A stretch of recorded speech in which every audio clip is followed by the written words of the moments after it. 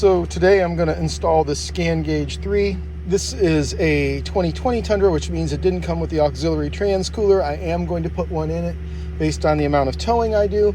But the first thing I want to do is go ahead and get this installed. The first thing we're going to do to install our Scanguage is we're going to remove this trim panel and this trim panel as one piece.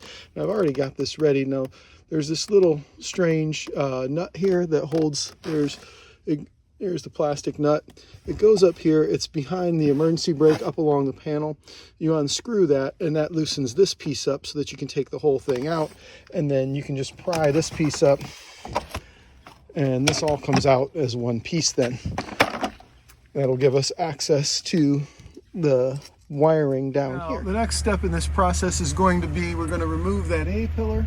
The way we do that, underneath that little oval up there, where it says the airbag is, the curtain airbag, you're just going to take a little screwdriver and pop that out, and then there's going to be a 10mm bolt behind it that will undo, and that'll allow us to pop the rest of that. With a little flathead screwdriver, we're just going to get underneath here, pop this out, and then once we pop it out, the bolt will be exposed. So there you can see that's the exposed bolt. It's 10mm, so many things in this truck are, and we're gonna go ahead and take that out. Once this bolt is out, what we're gonna do is just simply lift this guy up and out, and as you lift it up and out, there are tabs here. They should pop. Here are the tabs from that A-pillar, and if you'll notice down here, there's a little notch for wires. We're gonna actually use that notch for our Scanguage as well.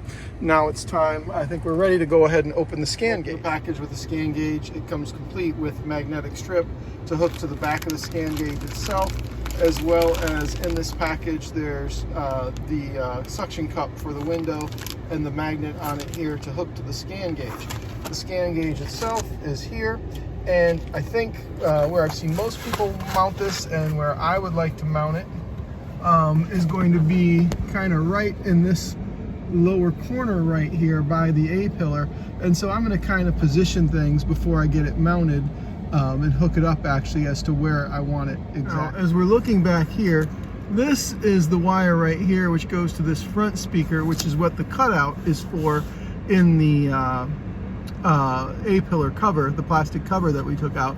So right there in that area, what I'm going to do is run a piece of wire down and then hook that to, this is the OBD2 port, and I'm going to hook that wire to this end and then try to drag that back up so it's in position of where I need it. No easy way to do this that I know of, just trial and error. And here's the wire. I fished it down here. That took a little while, really unexciting, but we got it. And so the wire's coming out down this direction, and now what I'm going to do is make sure it's freed up from other wires, and then attach it here with some blue painter's tape, and we're going to drag that. Okay, so it took a little finagling, but here's my cord wrapped in the blue painter's tape, and here's the other end that goes down to the OBD2 right under here. So in order to accommodate that wire, I took a drill bit, a 1/4-inch drill bit, and just rubbed a little hole right around there to accommodate the wire. Just extended it just enough that it should work, and the snaps should go back in. So here's, once I've completed that little hole there, that's where the wire comes from, and if I want to disconnect it and just put it up there, it's pretty inconspicuous being that it's black, it matches the dash, it's out of the way. Here's where I've determined I want to put this mount. I'm hoping it holds up if I need to do something different with it. I've got some tape that I can use that'll definitely hold this in here, but for right now we're going to try it in this position. It's going to place that Scanguage. I'll show you here if I can grab it. So the Scanguage, get it the right way. So I'm going to put the magnet on the Scanguage right kind of top middle, and that should put the Scanguage right about right there as it's facing me, which, you know, as you can see, really doesn't obstruct my view at all, but is in clear sight, doesn't mess with any of my controls.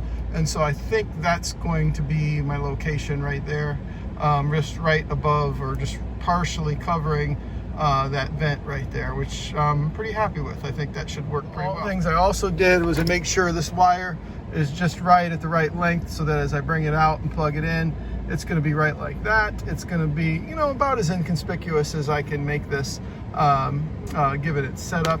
It'll also make it so that if I ever take it out, it's really not going to be something that's going to really interfere that, other than that little notch down there, but that's pretty well concealed, I think. My magnet mounted in the back middle here.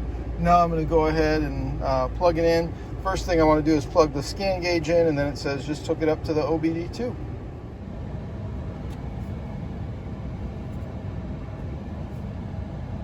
Okay, so there it is. I like that position of it. I'm going to hit accept here, and it says, would you like to view a quick tutorial before getting started? We'll go ahead and see if we can. Yes.